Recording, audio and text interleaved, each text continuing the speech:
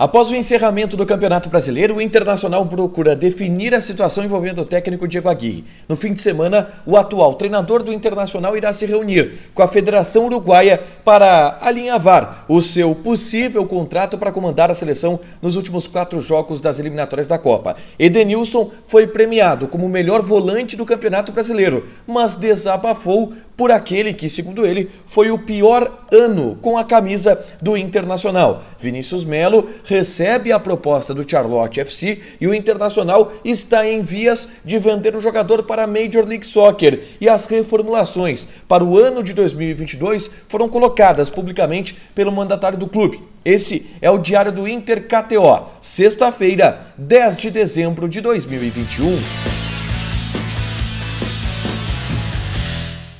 Tudo bem, gente? Obrigado pela participação aqui. Não esquece de deixar teu like, de te inscrever, de ativar as notificações. Vamos para o Diário do Inter KTO dessa sexta-feira, trazendo a repercussão do pós-jogo da derrota do Internacional para o Red Bull Bragantino e a repercussão da colocação do Internacional na 11ª colocação, no 11º lugar do Campeonato Brasileiro.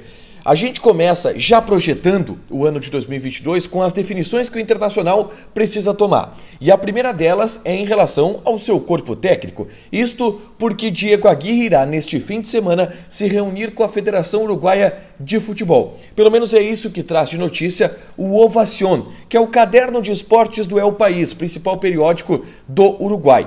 A matéria traz que os 3 candidatos a serem convidados pela Federação Uruguaia irão se reunir com a direção nos próximos dias.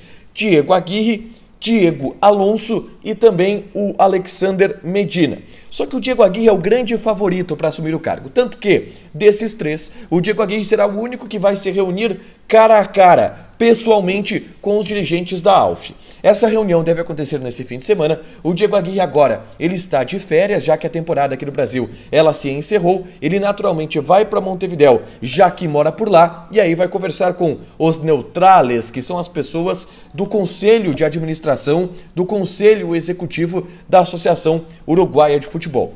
A grande tendência, tá, e isso já é tratado quase como uma certeza nos bastidores do Beira-Rio, é que o Aguirre, de fato, receba esse convite. Recebendo esse convite, o Inter oficializa a saída do treinador. Isso pode acontecer já durante o fim de semana ou, no máximo, na segunda-feira, e abre a procura por um novo treinador, já pensando na próxima temporada, sendo que Juan Pablo Vojvoda é o grande nome nos bastidores do Internacional atualmente, mesmo o argentino tendo renovado o contrato com o Fortaleza. Por mais um ano, existe uma multa rescisória que precisaria ser paga pelo Internacional para que o treinador viesse para o Colorado, mas essa é uma questão que o Inter vai ter que trabalhar ao longo dos próximos dias. O próximo assunto que eu trago aqui é em relação a Edenilson, meia do Internacional, que hoje foi premiado com a Bola de Prata, prêmio da Placar e da ESPN.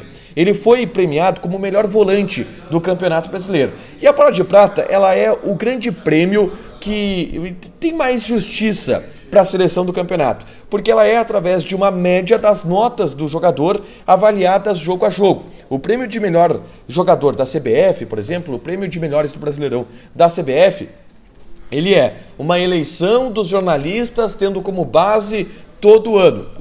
A Bola de Prata não, é uma média, então eles vão analisando jogo a jogo a situação de cada jogador, e o Edenilson, por essa média, foi eleito o melhor volante. O Edenilson, que protagonizou, depois do jogo contra o Red Bull Bragantino, uma espécie de desabafo na saída do campo. Ele foi entrevistado pelo pessoal da Sport TV e ele disse que teve, nesse ano de 2021, o seu pior ano com o Internacional. O Edenilson, para quem não lembra, chegou no Inter em 2017, durante a Série B. E aí ele desabafou com o fato do Internacional não ter conseguido os seus objetivos dentro da temporada. Abre aspas para Edenilson.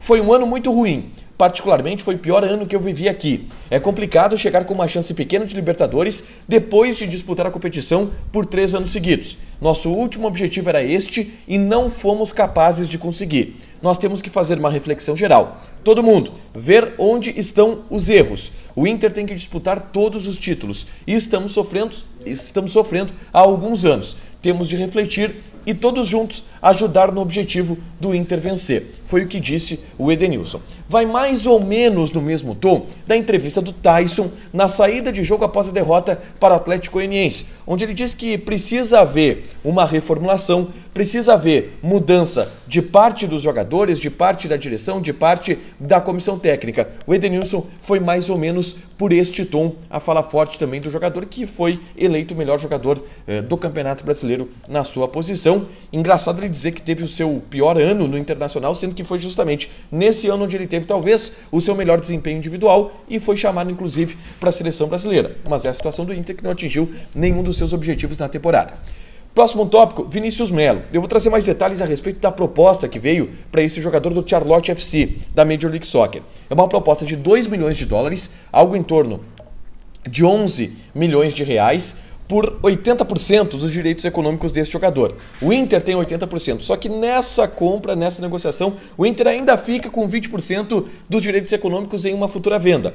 É uma negociação que está sendo analisada nesse momento pelo Internacional. O Inter deverá aceitar essa proposta, inclusive, é considerado um bom valor por um jogador que teve suas oportunidades no time profissional, mas ainda não conseguiu deslanchar. Então pode ser sim que o Internacional aceite essa proposta, já que está ainda em vias de montar o seu elenco, pensando na temporada de 2022. Aliás, sobre reformulações, hoje mais cedo eu postei um vídeo aqui falando sobre o que o presidente Alessandro Barcelos deixou claro de reformulação que será feita na próxima temporada. Ele abriu o jogo em relação a isso na entrevista coletiva após a partida contra o Red Bull Bragantino. Vale a pena a gente ouvir o que falou o presidente Alessandro Barcelos. Para isso é só clicar no vídeo que eu postei anteriormente ao longo dessa sexta-feira.